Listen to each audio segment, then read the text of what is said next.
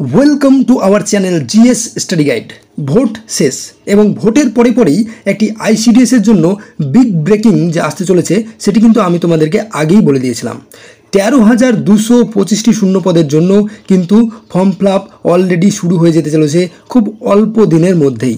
সেই জন্য তোমরা প্র্যাকটিস শুরু করে দাও, কারণ বসে থেকে কিন্তু আর সময় নষ্ট করে লাভ নেই। তোমরা অনবরত এখন প্র্যাকটিস শুরু করে দাও। কিছুদিনের মধ্যেই তোমাদের প্রত্যেকটি জেলা ওয়াইজ কিন্তু ফর্ম ফিল আপ শুরু হয়ে যাবে। সেজন্য আমরা প্র্যাকটিস পর্বের ক্লাসগুলো কিন্তু নিয়ে চলে এসেছি। এখন আমরা প্রত্যেক দিন তোমাদের জন্য 2টো করে ক্লাস নিয়ে আসছি এবং যখন ফর্ম ফিল আপ শুরু হয়ে যাবে তখন কিন্তু তোমাদের জন্য আমরা আরও যতটা দরকার সিলেবাসের উপর ভিত্তি করে ক্লাস আনার ততটা কিন্তু ক্লাস নিয়ে আসবো। চলো সেজন্য শুরু করে দিচ্ছি আজকের ক্লাস। আজকের প্রথম প্রশ্নটি হচ্ছে, ভূমধ্যসাগর এবং লোহিত সাগরকে যুক্ত করেছে কোন খাল? দেখো, ভূমধ্যসাগর এবং লোহিত সাগরকে যুক্ত করেছে কোন খাল? অপশন এ করিনথিয়ন খাল, অপশন বি গ্র্যান্ড খাল, অপশন সি পানামা খাল, অপশন ডি সুয়েজ খাল।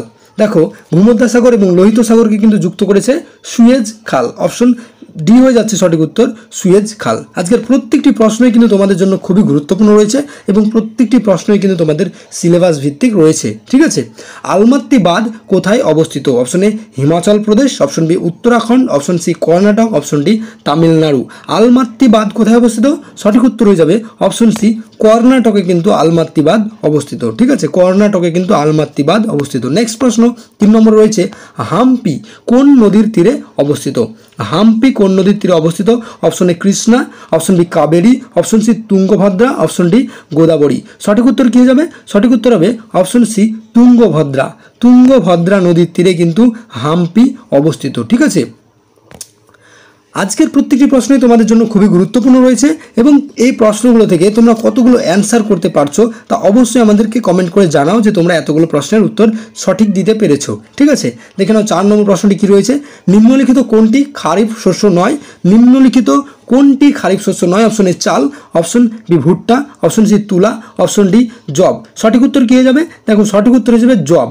জব একটি খারিফ শস্য নয়। ঠিক আছে, জব একটি খারিফ শস্য নয়। বাদবাকি চাল, ভুট্টা, তুলা এগুলো কিন্তু সবই খারিফ শস্যের উদাহরণ। ঠিক আছে, নেক্সট প্রশ্নটি কী রয়েছে? 5 নম্বর রয়েছে, কাকোলার জলপ্রপাত কোন রাজ্যে অবস্থিত? কাকোলার জলপ্রপাত option A Bihar, option B হয়ে যাবে Uttar Pradesh, option C Himachal Pradesh, option D Uttarakhand. সঠিক উত্তর কী হবে? সঠিক উত্তর হবে অপশন এ বিহার। কাকোলার জলপ্রপাত অবস্থিত বিহারে। অপশন এ হয়ে যাবে সঠিক উত্তর। নেক্সট 6 নম্বর যে প্রশ্নটি রয়েছে সেটি হলো, নিম্নলিখিত কোন দ্রাঘিমা ভারতীয় প্রমাণ সময়? নিম্নলিখিত কোন দ্রাঘিমা ভারতীয় প্রমাণ সময়? Option A 85.5 degree, option B 86.5 degree, option C 84.5 degree, option D 82.5 degree. সঠিক উত্তর কী হবে? নিম্নলিখিত কোন দ্রাঘিমা ভারতীয় প্রমাণ সময়? 82.5 ডিগ্রি দ্রাঘিমা হচ্ছে ভারতীয় প্রমাণ সময়। এই যে দ্রাঘিমা রেখা আর অক্ষরেখা এগুলো কি তোমরা জানো? দেখো, পৃথিবীকে যে উত্তর দক্ষিণ বরাবর ভাগ করে দেয় সেটাকে বলে অক্ষরেখা, আর পৃথিবীকে পূর্ব পশ্চিমে যেটা ভাগ করে সেটাকে বলে দ্রাঘিমা রেখা। ঠিক আছে, অক্ষরেখাগুলো সবসময় সমান্তরাল হয় এবং দ্রাঘিমা রেখাগুলো কিন্তু সমান্তরাল হয় না। দ্রাঘিমা রেখাগুলো কিন্তু উত্তর এবং দক্ষিণে গিয়ে এক জায়গায় মিলে যায়। এই উত্তর এবং দক্ষিণে গিয়ে কিন্তু এক জায়গায় মিলে যাবে, আর অক্ষরেখাগুলো কিন্তু সবসময় সমান্তরালভাবে চলবে। ঠিক আছে, এই নিয়ে আমি পরবর্তীতে আরেকটি ক্লাস নিয়ে আসবো। দেখে নেব নেক্সট প্রশ্নটি কী রয়েছে। 7 নম্বর রয়েছে, নাগার্জুন সাগর বাঁধ কোন নদীর উপর অবস্থিত? নাগার্জুন সাগর বাঁধ কোন নদীর উপর অবস্থিত? Option A Krishna, option B Chambal, option C Kosi, option D Shatadru. সঠিক উত্তর কী হবে? সঠিক উত্তর হবে অপশন এ, কৃষ্ণা নদীর উপর নাগার্জুন সাগর বাঁধ অবস্থিত। কৃষ্ণা নদীর উপর নাগার্জুন সাগর বাঁধ অবস্থিত। নেক্সট 8 নম্বর প্রশ্ন রয়েছে, আলোকবর্ষ হলো? দেখো, আলোকবর্ষ কি? অপশন এ সূর্য এবং আলোর মধ্যবর্তী দূরত্ব, অপশন বি আলোর 1 বছরে অতিক্রান্ত দূরত্ব, অপশন সি পৃথিবী এবং চাঁদের মধ্যবর্তী গড় দূরত্ব, অপশন ডি কোনোটি নয়। সঠিক উত্তর কী হবে? অপশন বি হয়ে যাবে সঠিক উত্তর, আলোর 1 বছরের অতিক্রান্ত দূরত্বকে কিন্তু 1 আলোকবর্ষ বলা হয়। ঠিক আছে, আলো 1 বছরে যতটা দূরত্ব অতিক্রান্ত করতে পারে বা অতিক্রম করতে পারে সেই সময়টাকে কিন্তু আলোকবর্ষ বলা হয়। নেক্সট প্রশ্নটি কী রয়েছে, পৃথিবীর বৃহত্তম স্বাদু জলের হ্রদ কি? ভেরি ভেরি ইম্পর্টেন্ট প্রশ্ন, খুবই গুরুত্বপূর্ণ কোশ্চেন অফ দ্য ডে বলতে পারো আজকের। পৃথিবীর বৃহত্তম স্বাদু জলের হ্রদ কোনটি? অপশন এ সুপিরিয়র হ্রদ, অপশন বি ভিক্টোরিয়া হ্রদ, অপশন সি ক্যাসপিয়ান সাগর, অপশন ডি কোনোটি নয়। সঠিক উত্তর কী হবে? অপশন এ সুপিরিয়র হ্রদ হচ্ছে পৃথিবীর বৃহত্তম স্বাদু জলের হ্রদ। সুপিরিয়র হ্রদ হচ্ছে পৃথিবীর বৃহত্তম স্বাদু জলের হ্রদ। নেক্সট 10 নম্বর কি রয়েছে? নিম্নলিখিত কোনটি পৃথিবীর প্রাচীনতম এবং গভীরতম স্বাদু জলের হ্রদ? নিম্নলিখিত কোনটি পৃথিবীর প্রাচীনতম এবং গভীরতম স্বাদু জলের হ্রদ? অপশন এ টিটিকাকা হ্রদ, অপশন বি বৈকাল হ্রদ, অপশন সি চিল্কা হ্রদ, অপশন ডি সুপিরিয়র হ্রদ। কী হয়ে যাবে সঠিক উত্তর? সঠিক উত্তর হবে অপশন বি বৈকাল হ্রদ হচ্ছে পৃথিবীর প্রাচীনতম এবং গভীরতম স্বাদু জলের হ্রদ। ঠিক আছে, নেক্সট প্রশ্ন 11 নম্বরে কি রয়েছে? উপকেন্দ্র এর সঙ্গে জড়িত। দেখো উপকেন্দ্রের সঙ্গে কি জড়িত? ভূমিকম্প, অপশন বি ভঙ্গিলতা, অপশন সি পৃথিবীর অভ্যন্তরভাগ, অপশন ডি চ্যুতি। উপকেন্দ্র কিন্তু ভূমিকম্পের সঙ্গে জড়িত। ঠিক আছে, মানে কেন্দ্র উপকেন্দ্র এগুলো কিন্তু সবই ভূমিকম্পের সঙ্গে জড়িত।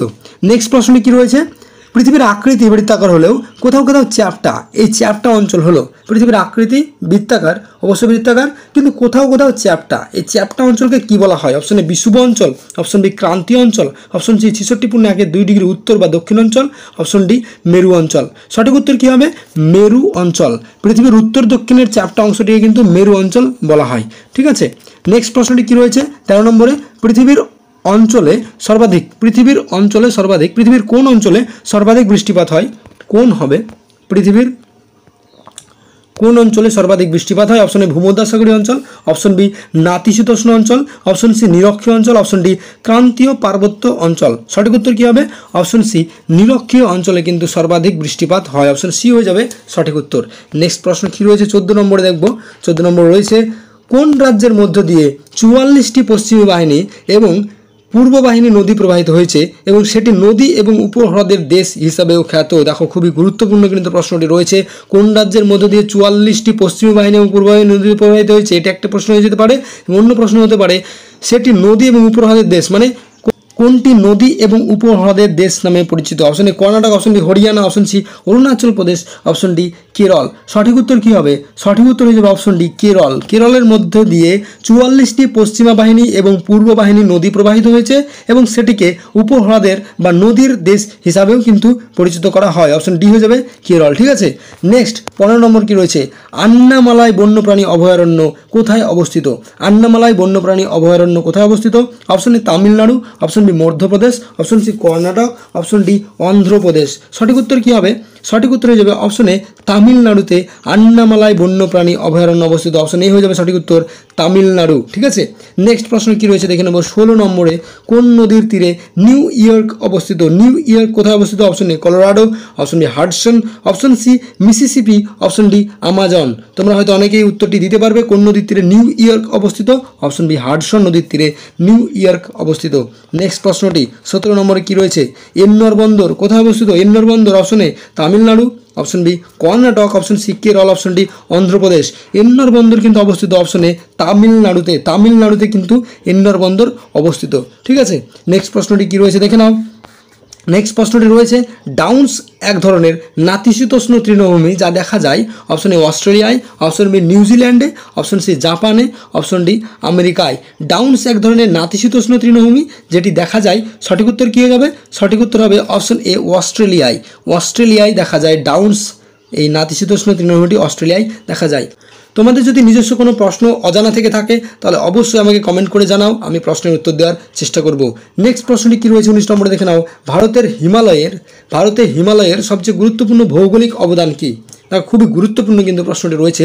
ভারতে হিমালয়ের সবচেয়ে গুরুত্বপূর্ণ ভৌগোলিক অবদান কী? অপশন এ বিদেশি আক্রমণ রোধ করা, অপশন বি কাঠের উৎকৃষ্ট উৎসস্থল, অপশন সি এটি মৌসুমী বায়ুর উত্তর দিকের প্রবাহকে রোধ করে এবং বহুকর্ষজীবী নদীর উৎস হিসাবে কাজ করে, অপশন ডি উত্তরের শৈত্য প্রবাহ থেকে ভারতকে রক্ষা করে।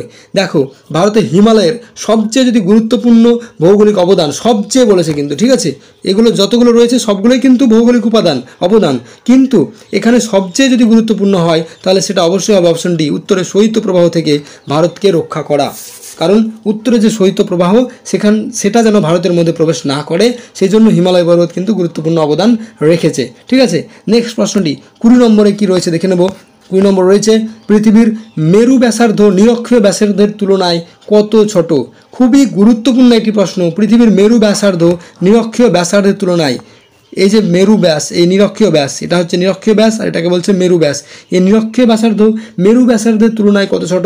অপশন এ 25 কিমি, অপশন বি 80 কিমি, অপশন সি 42 কিমি, অপশন ডি 30 কিমি। সঠিক উত্তর কী হয়ে যাবে? সঠিক উত্তর হয়ে যাবে অপশন সি 42 কিমি। ঠিক আছে, অপশন সি হয়ে যাবে সঠিক উত্তর 42 কিমি। এই পৃথিবীর মেরু অঞ্চলে ব্যাসার্ধটি মোটামুটি 6357 কিমি পর্যন্ত এবং নিরক্ষীয় অঞ্চলে সর্বাধিক ব্যাসার্ধটি প্রায় 6378 থেকে 79 কিমি পর্যন্ত। এই জন্য পৃথিবীর নিরক্ষীয় ব্যাসার্ধের তুলনায় মেরু ব্যাসার্ধ 42 কিমি কিন্তু ছোট। অপশন সি হয়ে যাবে সঠিক উত্তর। তো এই ছিল আমাদের আজকের ক্লাস। তোমাদের যদি ক্লাসটি ভালো লাগে তাহলে অবশ্যই লাইক, কমেন্ট এবং শেয়ার করো এবং তোমরা যদি রেগুলার ক্লাস পেতে চাও অবশ্যই আমাদেরকে কমেন্ট করে জানাও। চলো আজকের মতন ধন্যবাদ। আমাদের পরবর্তী ক্লাসটি কিন্তু আবারও সন্ধ্যে 7টায় আসতে চলেছে। চলো, ধন্যবাদ।